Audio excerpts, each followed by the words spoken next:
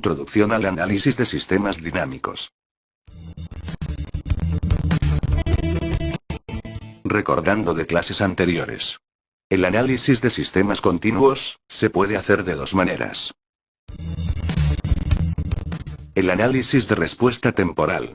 Y el análisis de respuesta de frecuencia. En la conferencia anterior, se vio lo correspondiente al análisis de respuesta temporal. En esta se verá el análisis de respuesta de frecuencia.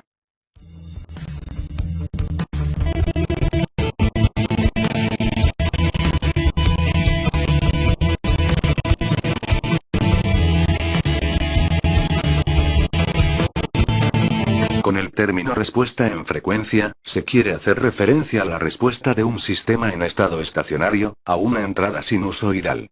En los métodos de respuesta en frecuencia, la frecuencia de la señal de entrada, se varía en un cierto rango, para estudiar la respuesta resultante.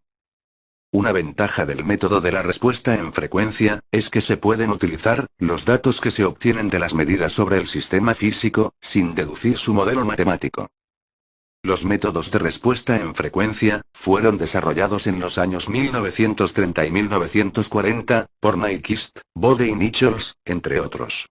Los métodos de respuesta en frecuencia, son los más potentes en la teoría de control convencional. También son indispensables para la teoría de control robusto. El criterio de estabilidad de Nyquist permite averiguar la estabilidad relativa y absoluta de los sistemas lineales en lazo cerrado, a partir del conocimiento de sus características de frecuencia en lazo abierto. Aunque la respuesta en frecuencia de un sistema de control presenta una imagen cualitativa de la respuesta transitoria. La correlación entre las respuestas en frecuencia y transitoria es indirecta, excepto en el caso de los sistemas de segundo orden. Al diseñar un sistema en lazo cerrado, las características de la respuesta en frecuencia, de la función de transferencia en lazo abierto, se ajustan mediante varios criterios de diseño, con el fin de obtener características adecuadas de respuesta transitoria, para el sistema.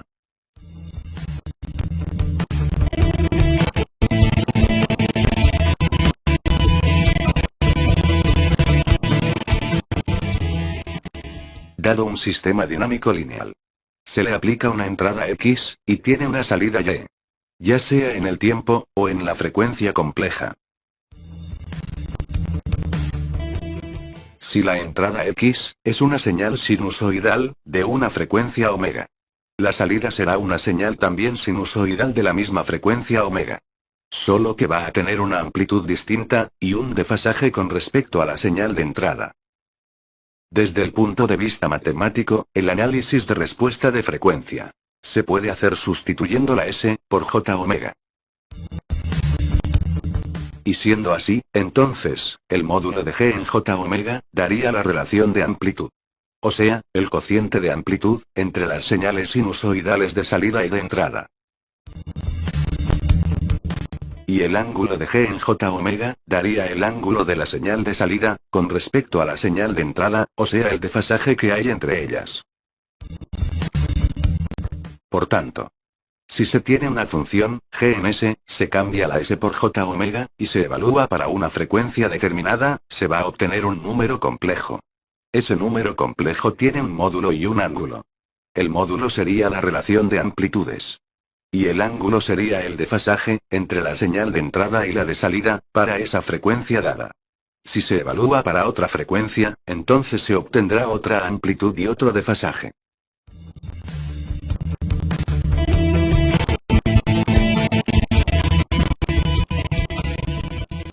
Ejemplo. Dada una función de primer orden, G en S. Sustituyendo la S por J omega, donde quiera que exista una S, se sustituye por J omega. Este es un número complejo que depende de omega. El ángulo de ese número complejo, sería el ángulo del numerador, menos el ángulo del denominador. El ángulo de un número complejo es arcotangente o tangente inversa, de parte imaginaria, entre parte real. El ángulo depende de omega. El módulo de este número complejo, es el módulo del numerador, entre el módulo del denominador. El módulo del numerador sería, raíz cuadrada, de 3 al cuadrado más 0 al cuadrado. El módulo de un número real, es el mismo número real. En el caso del denominador sería, raíz cuadrada de parte real al cuadrado, más parte imaginaria al cuadrado. En el análisis de respuesta de frecuencia, se acostumbra normalmente, a representar en lugar del módulo, el valor absoluto, en decibeles. Para representar un número en decibeles, lo que se hace es, que se calcula, 20, logaritmo, en base 10, del número. Esto tiene la ventaja, que cuando se le aplica logaritmo a una división, es lo mismo, que la diferencia de los logaritmos del numerador y el denominador. Esto se hace con el objetivo de facilitar, la técnica de representación gráfica. En este ejemplo, en particular, si se evalúa esta expresión, para omega igual a 0,1 radianes por segundo, quedará el módulo igual a 3, y así pasará para frecuencias muy pequeñas. Entonces a la medida que aumenta la frecuencia, el valor del módulo será más pequeño. Hasta que cuando aumente muchísimo la frecuencia, entonces el valor del módulo será prácticamente cero. Esto es en valor absoluto. Aquí es importante notar, que cuando la ganancia es 1, el logaritmo, en decibeles, es igual a 0. Cuando la ganancia es mayor que 1, el logaritmo, en decibeles, es positivo. Si es menor que 1, el logaritmo, en decibeles, es negativo.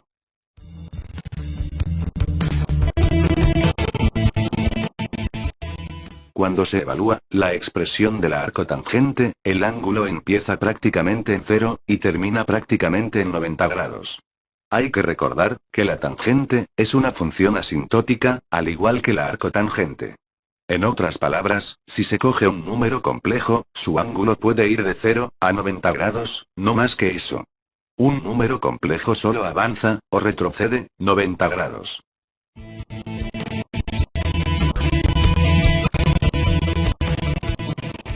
Desde el punto de vista de la representación de la respuesta de frecuencia, existe varias variantes.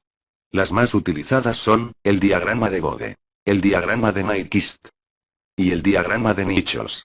Son tres formas distintas de representar lo mismo. En el diagrama de Nichols se representa la ganancia de lazo abierto, en decibeles, contra la fase. Aquí se representa el módulo contra el ángulo del número complejo, pero el módulo se representa en decibeles. En el diagrama de Nyquist, se representa parte real y parte imaginaria. Y en el diagrama de Bode, se representa el módulo en decibeles, contra frecuencia. Y aparte, fase contra frecuencia.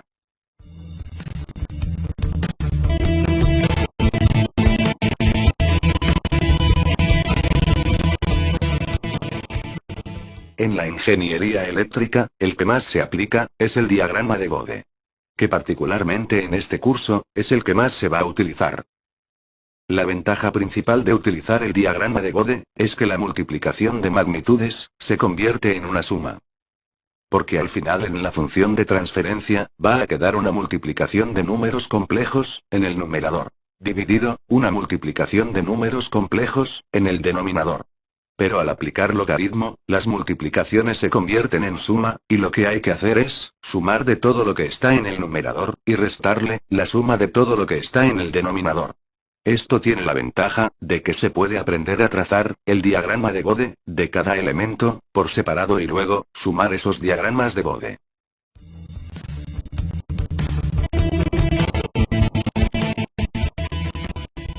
El diagrama de Bode, se representa en una gráfica semilogarítmica. Contiene dos gráficas. Una de magnitudes, y una de fase. Ambas tienen en el eje de las abscisas a la frecuencia, en radianes por segundo, pero en escala logarítmica. La magnitud se representa en una escala lineal, en decibeles, y la fase se representa en una escala también lineal, pero en grados. Aquí es importante destacar, que de las líneas verticales, las que están continuas, representan frecuencias múltiplos de 10 radianes por segundo. La distancia entre dos líneas continuas es una década. Por ejemplo, de 10 a la menos 1 a 10 a la 0, hay una década. Porque 10 a la 0, es la frecuencia anterior, 10 a la menos 1, multiplicado por 10. Asimismo pasa con las demás. Una década es la distancia que separa dos frecuencias, de las cuales, una, es 10 veces la anterior.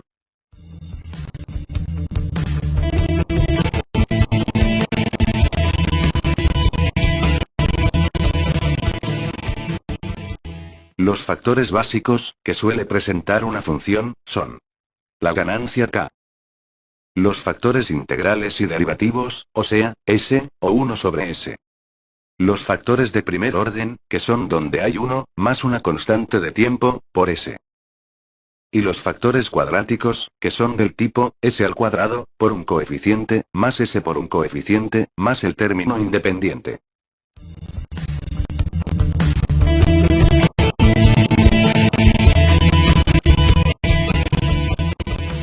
Estos son los diagramas de Bode, de un integrador, y de un derivador. En el integrador, es 1 sobre j omega. Y en el derivador, es j omega. Los dos son exactamente iguales, lo único que, en el caso del integrador, tiene pendiente, menos 20 decibeles por década. Y en el caso del derivador, tiene pendiente, 20 decibeles por década. Esto se debe a que en el caso del integrador, j omega está en el denominador, y es negativo. Y en el caso del derivador, j omega está en el numerador, y es positivo, a la hora de aplicar el logaritmo. Lo mismo pasa con el ángulo. Uno tiene 90 grados, y el otro menos 90. Un elemento importante, en un integrador, o en un derivador, es que su ángulo no depende de la frecuencia. Es el mismo, independientemente, de cuál sea el valor de la frecuencia. Para trazar una recta se necesita, la pendiente y un punto. Este punto puede ser uno para el cual se evalúe la función. En la expresión del integrador, si se evalúa para omega igual a 1, tendrá 0 decibeles.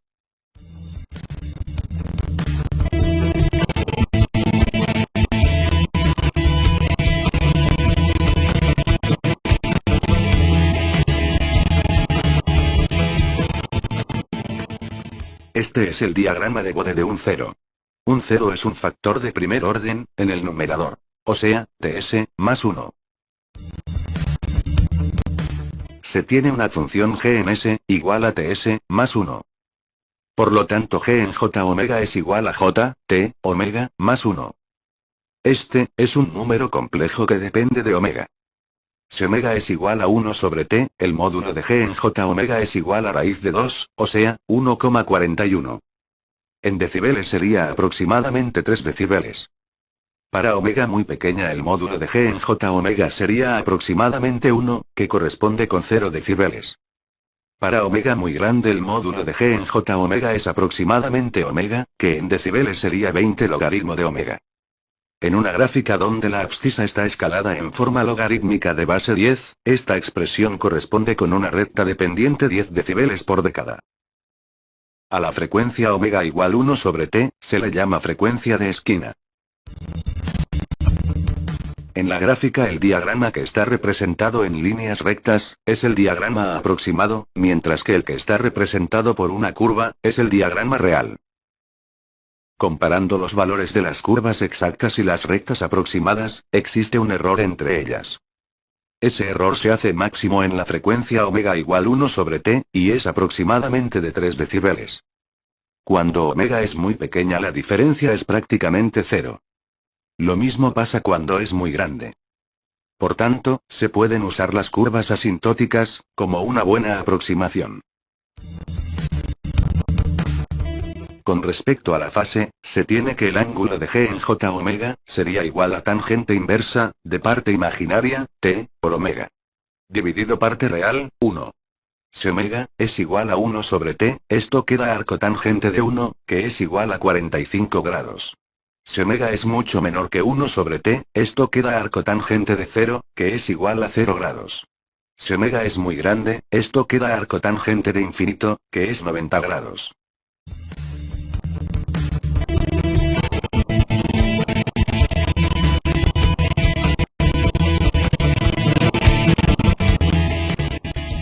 Este es el diagrama de Bode para un factor cuadrático, en el denominador. En la práctica, cuando omega es igual a la frecuencia natural no amortiguada, hay un cambio de pendiente en la asíntota. Entonces va desde 0 a 20 decibeles por década. Como es un factor de segundo orden, el ángulo va de 0 a menos 180 grados.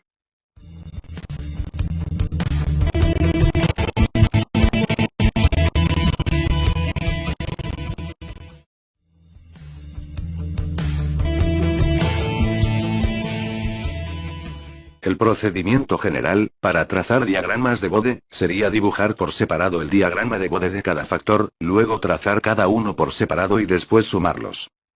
Antes de trazar el diagrama de Bode de una función, es muy importante hacer que el término independiente de cada factor sea igual a 1. Luego hay que buscar las frecuencias de esquina, que es como se llama el lugar donde la asíntota cambia de pendiente. En este ejemplo, el 1 es el diagrama de Bode de la ganancia, que es simplemente 20 logaritmo. El 2 es el diagrama de Bode del integrador. Es una curva que va cayendo, con menos 20 dB por década. El 3 es el del 0. El 4 es el del polo y el 5 del factor cuadrático. Luego se suman y queda la gráfica de G en J omega. Para la fase se hace lo mismo. Se traza cada una por separado, y luego se suman.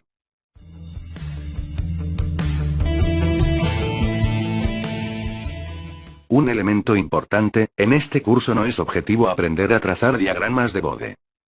Porque la tecnología ha avanzado muchísimo, y en la actualidad, existen softwares que trazan los diagramas de Bode. Por ejemplo el MATLAB.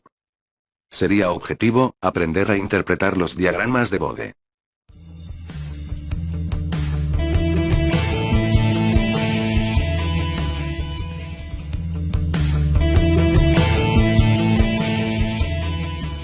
Sistema de fase mínima y de fase no mínima.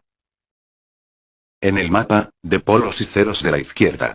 G1 tiene un 0 y un polo. El polo tiene parte real negativa, y el 0 tiene parte real negativa. Los dos están ubicados en el semiplano izquierdo, del plano S. En el otro mapa de polos y ceros, G2 tiene el mismo polo. Pero el 0, al ser positivo, está ubicado en el semiplano derecho, del plano S. Los dos sistemas son estables, pero se diferencian desde el punto de vista del diagrama de Bode. G1, que no tiene ceros en el semiplano derecho del plano S, su rango de fase es mínimo entre todos los sistemas de este tipo. Un sistema de fase mínima es aquel que tiene todos sus ceros ubicados en el semiplano izquierdo del plano S, mientras que un sistema de fase no mínima es aquel que tiene ceros y o polos en el semiplano derecho del plano S.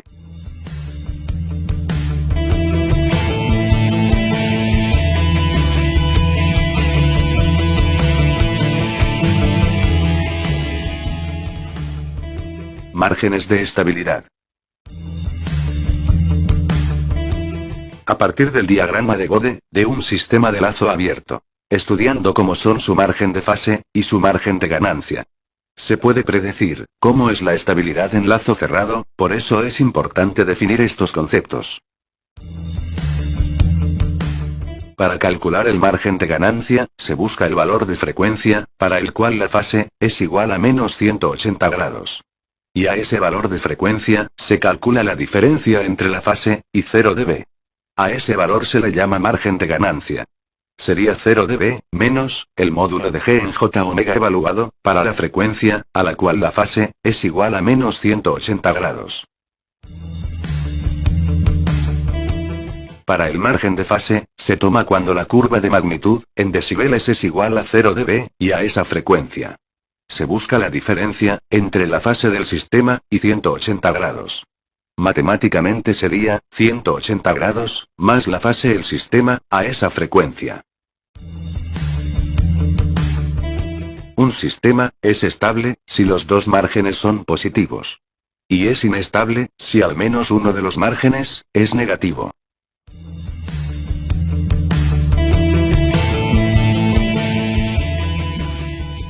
A partir del diagrama de Bode, para un sistema estable, se puede saber cómo será su estabilidad relativa. Si el margen de fase es mayor que 30 grados, y menor que 60 grados, y el margen de ganancia, mayor de 6 decibeles, se dice que su estabilidad relativa en lazo cerrado, será buena. Si no se cumple alguna de las dos condiciones, se dice que la estabilidad relativa en lazo cerrado, será mala.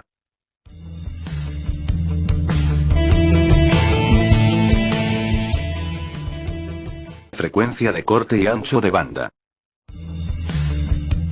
se entiende por ancho de banda, aquella frecuencia a la cual la magnitud cae 3 decibeles, con respecto a su valor de magnitud, en baja frecuencia. El ancho de banda está relacionado con la velocidad de respuesta del sistema. Un sistema que tenga un ancho de banda grande tendrá una velocidad de respuesta rápida.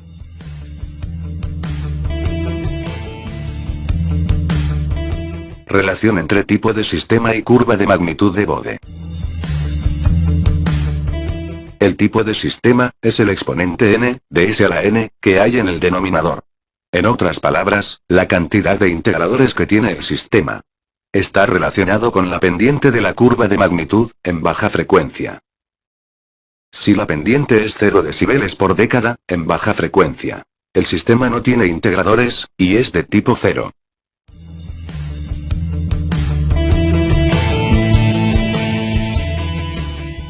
Si la pendiente es menos 20 decibeles por década, tiene un integrador, y es de tipo 1.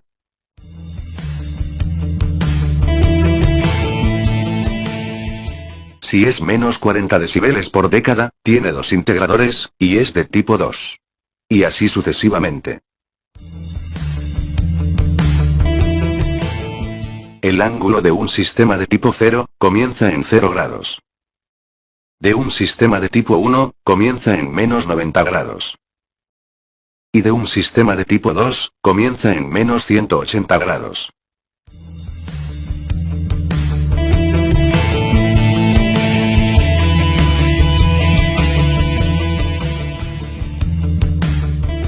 Orden relativo.